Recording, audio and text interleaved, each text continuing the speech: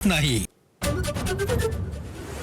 पुढील वर्षभरानंतर मोदी सरकार कोसळेल, राहुल गांधींचा मोठा दावा। देशात गरिबी श्रीमंतीचाच मुद्दा राहणार असल्याचे वक्तव्य। तर राहुल गांधींना अराजकता निर्माण करायचे, भाजपच्या संबित पात्रांचा पलटवार। नीट पेपर फुटी प्रकरणात ईडीची एंट्री, आरोपी शिवराज मोटेगावकरच्या संपत्तीची ईडीकडून चौकशी। पुणे लातूरसह अनेक ठिकाणी जमीन आणि इमारती खरेदी केल्याची माहिती।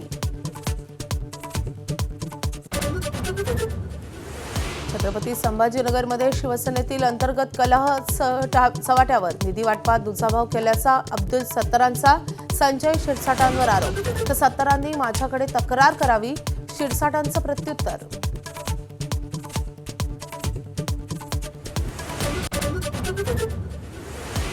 शिवसेना आमदार संजय गायकवाडांच्या चौकशीला न्यायालयाची परवानगी। शिवाजी कोण होता पुस्तकाचे प्रकाशक प्रशांत तांबे यांना धमकी दिल्याचं प्रकरण। तर अजूनही आमदार समर्थकांकडून धमक्यांचे फोन येत असल्याचा आंबेंचा आरोप।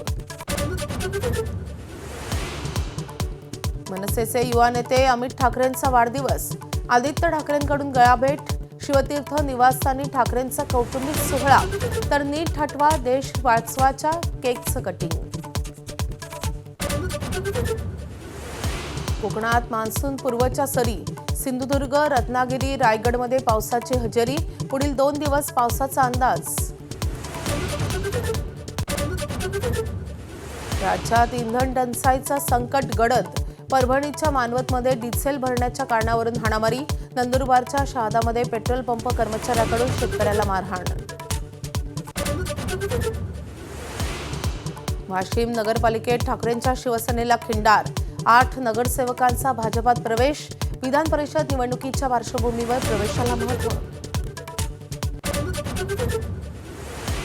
4 महिलांचा बळी घेणारी T2 वाघीण वन विभागाकडून जेरबंद। चंद्रपूर जिल्ह्याच्या सिंदेवाईत तेंदुपत्ता तोडणाऱ्या महिलांवर वाघिणीनं केला होता जीवघेणा हल्ला। अमरनाथ यात्रेची जय्यत तयारी, अमरनाथ गुहेतील बाबा बर्फानींचा पहिला फोटो समोर।